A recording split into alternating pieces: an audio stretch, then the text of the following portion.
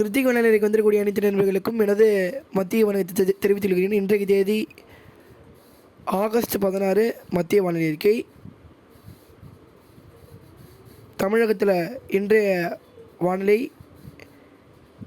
மற்றும் நாளைய வானிலை மற்றும் வரக்கூடிய 17ஆம் தேதிக்கு பிறகு தமிழகத்தில் என்னென்ன வானிலை நிலவப் போகிறது, மழைப்பொழிவு மீண்டும் எப்பொழுது தொடங்கும் தமிழகத்தில், அதேபோல் தென்மேற்கு பருவமழை மீண்டும் எப்பொழுது தீவிரமடையும், செப்டம்பர் மாதங்களில் தென்மேற்கு பருவமழை, செப்டம்பர் அக்டோபர் மாதங்களில் தென்மேற்கு பருவமழை எப்படி இருக்கும், தமிழக மழைப்பொழிவு செப்டம்பர் மாதங்களில் எப்படி இருக்கும் என்பதை பற்றி இந்த காணொலியை விரிவாக பார்க்கலாம்.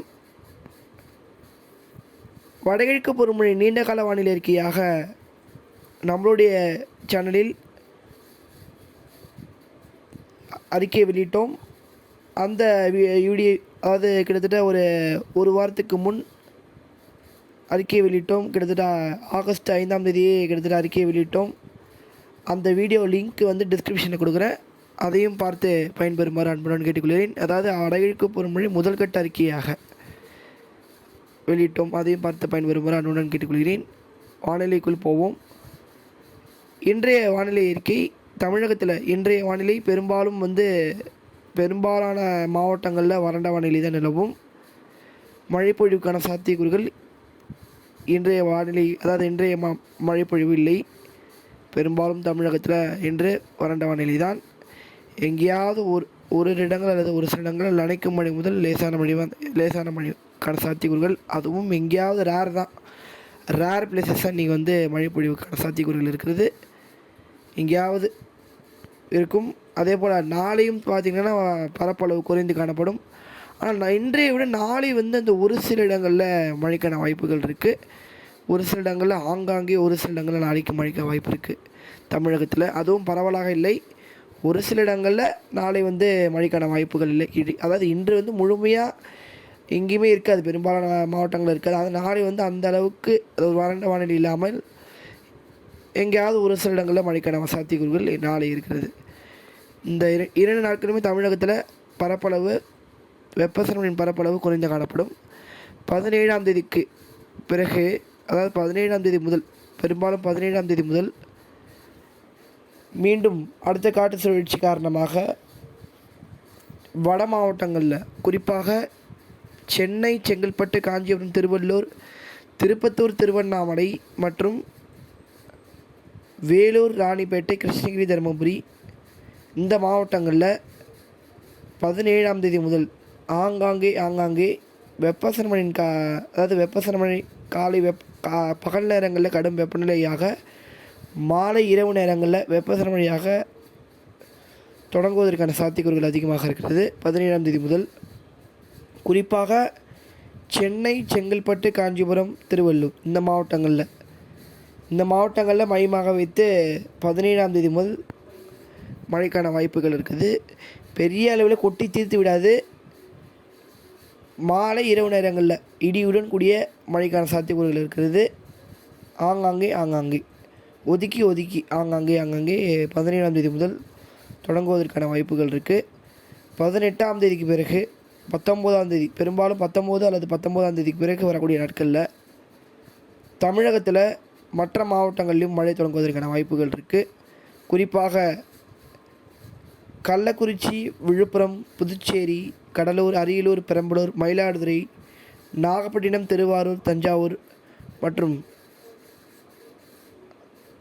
திருச்சியின் தெற்கு பகுதி, மதுரை, புதுக்கோட்டை, சிவகங்கை, ராமநாதபுரம் உட்புற பகுதி, அதே போல் திண்டுக்கல் இந்த மாவட்டங்கள், கொடைக்கானல் மலைப்பகுதி, இந்த மாவட்டங்கள் வரை, விருதுநகர் இந்த மாவட்டங்கள் வரை 19ஆம் தேதிக்கு பிறகு, அதாவது ஆகஸ்ட் 19ஆம் தேதிக்கு பிறகு மாலை இரவு நேரங்களில் இடிமழைக்கான சாத்தியக்கூறுகள் தொடங்குவதற்கான வாய்ப்புகள் இருக்குது. அடுத்த சுற்று மழையாக முதல்ல 17ஆம் தேதிக்கு, அதாவது 17ஆம் தேதி முதல் வட மாவட்டங்கள் மற்றும் வட கடலோர மாவட்டங்கள், அதாவது ஆந்திர கர்நாடகா எல்லையோர மாவட்டங்களில் முதல்ல தொடங்கும் 17ஆம் தேதி. 18ஆம் தேதிக்கு பிறகு, அதாவது 18ஆம் தேதி என்பது 19ஆம் தேதிக்கு பிறகு 20ஆம் தேதி முதல் மற்ற மாவட்டங்களில், அதாவது டெல்டா மாவட்டங்கள் மற்றும் அதனை ஒட்டிய வட மாவட்டங்களில் 20ஆம் தேதி முதல்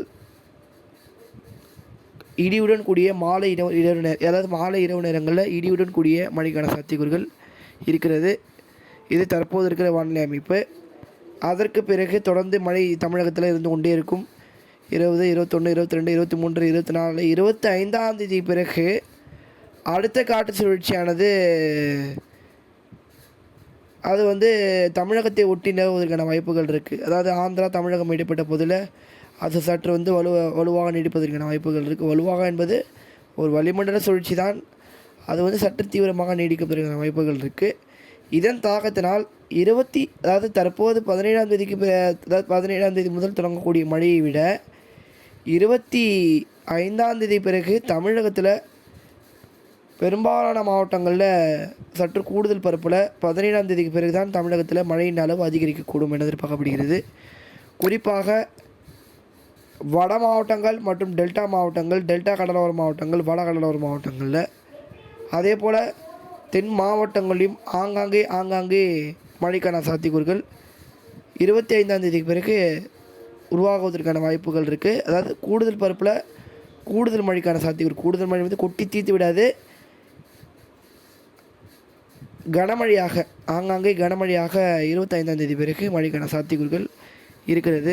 தமிழகத்தை பொறுத்தவரைக்கும் பெரும்பாலும் 20ஆம் தேதிக்கு பிறகு தமிழகத்தில் மற்ற மாவட்டங்களில் மழை தொடங்கிவிடும்.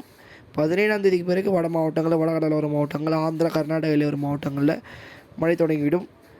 25ஆம் தேதி பிறகு தமிழகத்தில் கூடுதல் பரப்பில் கூடுதல் மணி நேரங்களில் கூடுதல் மழைக்கான சாத்தியக்கூறுகள் மாலை இரவு நேரங்களில் காற்று சுழற்சியுடன் இணைந்த தென்மேற்கு பருவமழை வெப்பசலன மழையாக 25ஆம் தேதி பிறகு எதிர்பார்க்கலாம். மழைக்கான சாத்தியக்கூறுகள் இருக்கிறது.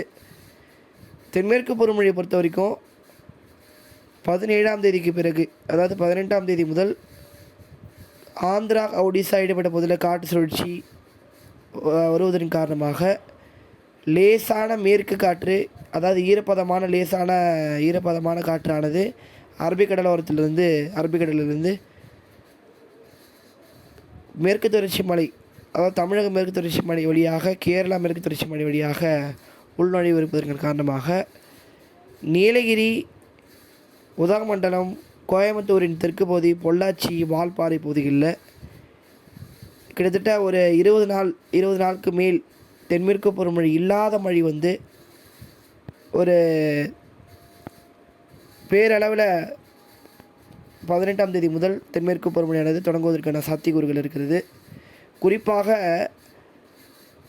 கர்நாடகாவை ஒட்டிய தமிழக மேற்கு தொடர்ச்சி மலையில், குறிப்பாக நீலகிரி, கோயம்புத்தூர், உதகமண்டலம், அதே போல் ஊட்டி, அதே போல் கோயம்புத்தூரின் தெற்கு பகுதி, பொள்ளாச்சி, வால்பாறை பகுதிகளில், அதே போல் தமிழக மேற்கு தொடர்ச்சி மலையிலும் சரி, தேனி மாவட்ட மேற்கு தொடர்ச்சி மலையிலும் சரி, திருநெல்வேலி மாவட்ட மேற்கு தொடர்ச்சி மலையிலும் சரி, அதே போல் தென் மாவட்ட மேற்கு தொடர்ச்சி மலையிலும் சரி, ஒரு சில இடங்களில் பரவலாக கனமழை, மிக கனமழை கொட்டி தீர்த்து விடாது. இல்லாத மழை தொடங்குவதற்கான வாய்ப்புகள் 18ஆம் தேதி, அதாவது 18ஆம் தேதி முதல் தொடங்குவதற்கான வாய்ப்புகள் இருக்குது. லேசான மழை மிதமான மழையாக தொடங்குவதற்கான வாய்ப்புகள் இருக்குது. பிறகு படிப்படியாக அப்படியே கொஞ்சமாக மழையின் அளவு அப்படியே தொடர்ந்து இருந்து கொண்டே இருக்கும். சீரான மழை பொழிவாக இருந்து கொண்டே இருக்கும். கேரளாவிலும் இதே நிலை தான். கேரளாவிலும் ஒரு பெரிய அளவில் மழைக்கான வாய்ப்புகள் இல்லை. அதாவது இல்லாத மழை தொடங்குவதற்கான வாய்ப்புகள் இருக்குது. ஆங்காங்கே லேசான மழை, மிதமான மழை, அதாவது வெப்பசலன மழையாக இருக்கும். அதாவது காரணம் வெப்பமடைந்த காற்றாக வரும் என்பதனால வெப்பசலன மழையாக தான் இருக்கும் தென்மேற்கு பருவமழையானது இந்த சுற்று. அதற்கு பிறகு 20ஆம் தேதிக்கு பிறகு பெரும்பாலும் இந்த மாதம் இறுதியில், 25ஆம் தேதிக்கு பிறகு இந்த மாதம் இறுதியில் பெரும்பாலும் தென்மேற்கு பருவமழை சற்று தீவிரமடையும் என எதிர்பார்க்கப்படுகிறது. மேற்கு தொடர்ச்சி மலை, தமிழக மேற்கு தொடர்ச்சி மலை, கணவாய் பகுதிகளில் அந்த நேரங்களில் மிதமான மழை, சாரல் மழை, கனமழை என்று இந்த மாதம் இறுதியில் மழை எதிர்பார்க்கலாம் பெரும்பாலும். அதே போல் கேரளாவிலும் இந்த மாதம் இறுதியில் மழை தொடங்குவதற்கான வாய்ப்புகள் இருக்குது. கேரளா மற்றும் தெற்கு கர்நாடகா, வடக்கு கேரளா, அதே போல் மத்திய கேரளா, தெற்கு கேரளா என்று தமிழக மேற்கு தொடர்ச்சி மலை என்று பல மாவட்டங்கள், அது பல, அது மேற்கு தொடர்ச்சி தென்மேற்கு பருவமழை பெய்யும் இடத்துல சொல்கிறேன் நான். தென்மேற்கு பருவமழை பெய்யும் இடத்துல வந்து இந்த மாதம் இறுதியில் வந்து தொடங்குவதற்கான வாய்ப்புகள் இருக்குது. தென்மேற்கு பருவமழையானது அந்த மழைப்பொழிவுக்கான தீவிரத்தை பொறுத்து தென்மேற்கு, அதாவது தென் மாவட்டங்களில் சாரல் தூறல், அதனை ஒட்டிய அதாவது இந்த மேற்கு தொடர்ச்சி மலையை ஒட்டிய மாவட்டங்கள்லாம் இருக்கும்ல, தென்காசி, திருநெல்வேலி, இந்த மாவட்டங்கள்லாம் சாரல் மழை, ஆலங்குளம், தென்காசி மாவட்டம் ஆலங்குளம் பகுதி, அதேபோல் தேனி மாவட்டம், அதே போல் விருதுநகர் என்று அந்த மேற்கு தொடர்ச்சி மலையை ஒட்டிய மாவட்டங்கள்லாம் இருக்கும் மாவட்டங்களில் சாரல் தூறல் வந்து இந்த மாதம் இறுதியில் வந்து இருப்பதற்கான வாய்ப்புகள் இருக்குது. அது தீவிரத்தை பொறுத்து, அதாவது அந்த அளவுக்கு அதாவது மேற்கு தொடர்ச்சி மலையில் அந்த அளவிற்கு மழை பெய்ய வேண்டும். பெரும்பாலும் ஒரு கனமழை பெய்து விட்டது என்றால் உங்களுக்கு சாரல் மழை எட்டுவதற்கான வாய்ப்புகள் இருக்கும். அதை தொடர்ந்து தீவிரத்தை பொறுத்து நம்ம உங்களுக்கு சாரல் மழை எப்படி இருக்கும், சாரல் தூறல் லேசான மழை என்று இருக்கும். அது எப்படிப்பட்ட மழை இருக்கும் தென் மாவட்டங்களுக்கு, அதாவது தென் மாவட்டங்களுக்கு என்பது அந்த மேற்கு தொடர்ச்சி மலையை ஒட்டிய மாவட்டங்களில் சாரல் தூறல் பதிவதற்கான வாய்ப்புகள் இருக்கிறது இந்த மாதம் இறுதியில். அதே போல் செப்டம்பர் முதல் 3 வாரங்களில் தென்சீன கடல், அதாவது செப்டம்பர் முதல் வாரத்தில் தென்சீன கடலிலிருந்து ஒரு காற்று சுழற்சி வருவதற்கான வாய்ப்புகள் இருக்குது. தென்சீன கடலிலிருந்து வரும் பட்சத்தில் நம்மளுக்கு வந்து ஒரு தீவிர நிகழ்வாக வங்கக்கடலில் வந்து இறங்கும் எதிர்பார்க்கப்படுகிறது. இதன் காரணமாக செப்டம்பர் முதல் 3 வாரங்களில் தென்மேற்கு பருவமழை கேரளா, கர்நாடகா, மகாராஷ்டிரா, ஒடிசா, ஆந்திரா பகுதிகளில் தீவிரமடையும் எதிர்பார்க்கப்படுகிறது. குறிப்பாக இந்த நிகழ்வு தீவிரமடையும் பட்சத்தில், அதாவது ஒரு பெரும்பாலும் வந்து ஒரு தாழ்வு மண்டலம், ஒரு ஆழ்ந்த காடுத்தாழ்வு மண்டலம் வரைக்கும் தீவிரமடையும் பட்சத்தில் தென்மேற்கு பருவமழை செப்டம்பர் முதல் 3 வாரங்களில் தீவிரமடைவதற்கான சாத்தியக்கூறுகள் இருக்கிறது. அதை தொடர்ந்து ஆய்வு செய்த பிறகு நம்ம வரக்கூடிய நாட்களில் துல்லியமாக அறிவிக்கலாம். பெரும்பாலும் செப்டம்பர் முதல் 3 வாரங்களில் தென்சீன கடல் நிகழ்வு வருகையின் காரணமாக தென்மேற்கு பருவமழை தீவிரமடையும். அதற்கு பிறகு செப்டம்பர் 15ஆம் தேதிக்கு பிறகு படிப்படியாக பாகிஸ்தானிலிருந்து தென்மேற்கு பருவமழையானது விலகக்கூடும். தென்மேற்கு பருவமழையின் விலகல் என்பது செப்டம்பர் 15ஆம் தேதிக்கு பிறகு பாகிஸ்தானிலிருந்து விலகக்கூடும்.